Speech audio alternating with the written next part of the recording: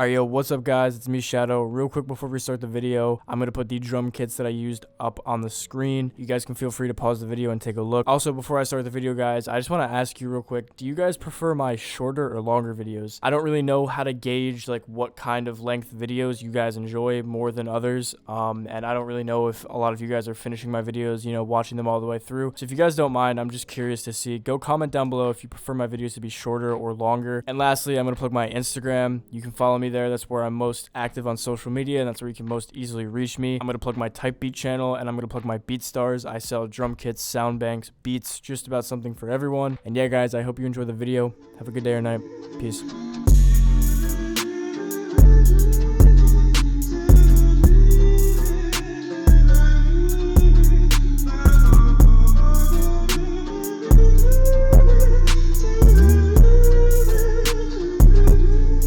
Alright, yo, what's up guys? It's me, Shadow, back again for another tutorial video. This week we're going to be going over how to make aesthetic rap beats for basically everyone.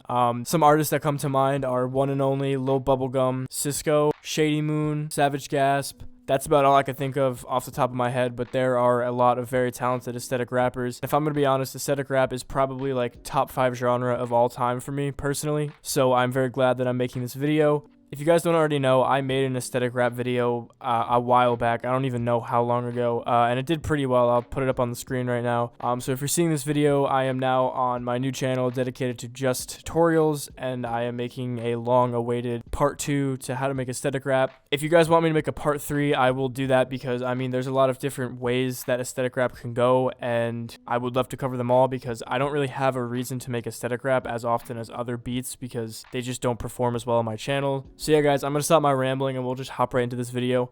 Starting off, the BPM is set to 110. This is like a slower aesthetic rap beat. I guess kind of sounds like E-Girl by Lil Bubblegum. But yeah, starting off for sound selection, guys, we have the drums, which are going to sound like this.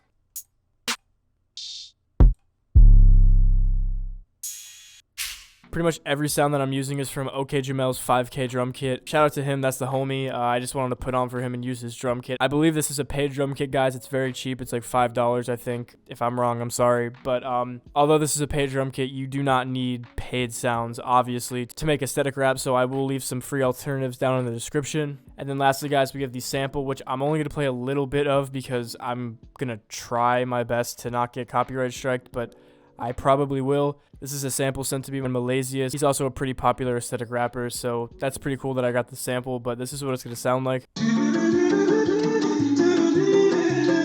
Okay, that's all I'm going to play. I hopefully will not get copyright striked, but also I probably will. I don't know, man. I guess we'll just see. Now that we have that out of the way, guys, I will be going into the drums. Starting off, guys, we have the hi-hat and clap, which are going to sound like this.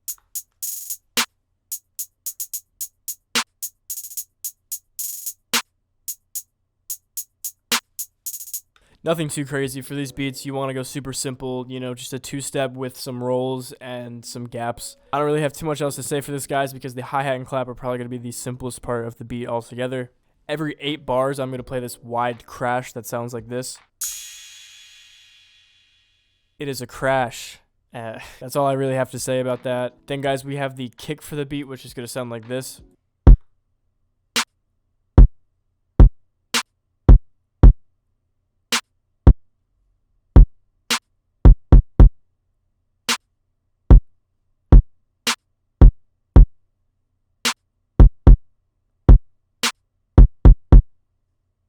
You really want to make sure that that kick is hitting, and that's about it. I mean, it's a very typical, you know, slow beat kick pattern, just kind of vibey, bouncy. I'm just saying words at this point, bro. Yeah, that's the kick pattern. Adding to the kick pattern, we have the 808, which is going to sound like this.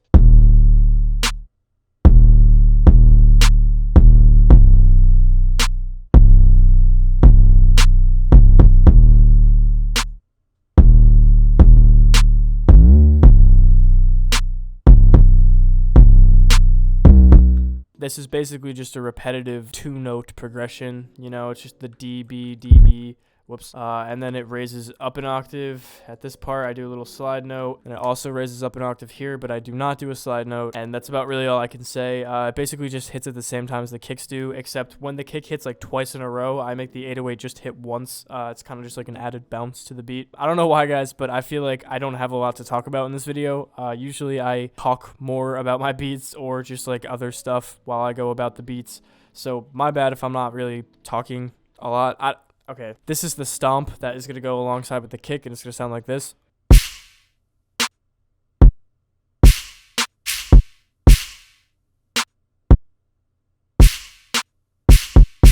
And then lastly, guys, I forgot to include this at the beginning of the video, but there is a muffled open hat that's going to sound like this.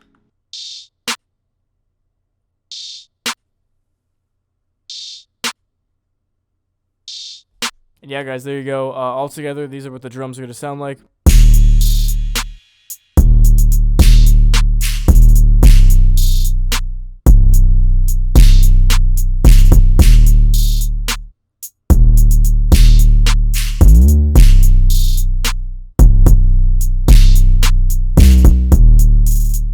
So yeah, guys, that is basically the gist of the beat. As for structuring, I did not go crazy. This is an 8-bar intro, followed by a 16-bar hook, 16-bar verse, and another 16-bar hook. Within the hook and the verse, there is borderline no changes between them. Basically, any extra sounds that I did have playing during the hook, I just took out for the verse, but at its core, it's pretty much the same. For the hook, it's basically just the core sounds playing at the beginning, and then for the second half, I bring in the open hat and the stomp because that is what I did. For the outro of the beat, it's another 8 bars where I slowly tail off the volume. And I do the same in the intro for the first 8 bars. I kind of just bring the volume in, so it's like a nice sweeping effect. As for mixing, guys, the primary thing I do is I remove the soft clipper on the I remove the limiter on the master. You definitely do not want to have limiters on your master because they're basically just hurting your beat in the long run. It's not allowing your drums to punch as much as they should be. So get rid of the limiters on your masters. Don't want them. Get them out of here. For the 808, I put a little bit of fast distortion on it. I turn the knob down to 11%. And then I use a parametric EQ to take some of the high end out. I don't really know why I did that. I added high end with the distortion and then removed it with EQ. Now that I think about it, that was probably stupid. And then lastly, guys, for the sample, I EQ'd it like this. I just took out a little bit of high end and a lot of low end. And then I EQ'd it a second time because the frequencies were very strong here, so I decided to remove them a little bit. And yeah, guys, that is going to do it for this video. For anyone who made it to the end, thank you. I really appreciate you for watching my videos all the way through. If you liked the video, leave a like. If you didn't, don't. Remember to hit the subscribe button. I post videos twice a week covering underground and up-and-coming artists, challenge videos, entertainment content, and more. And yeah, guys, I hope you enjoyed the video. Have a good day or night. Peace.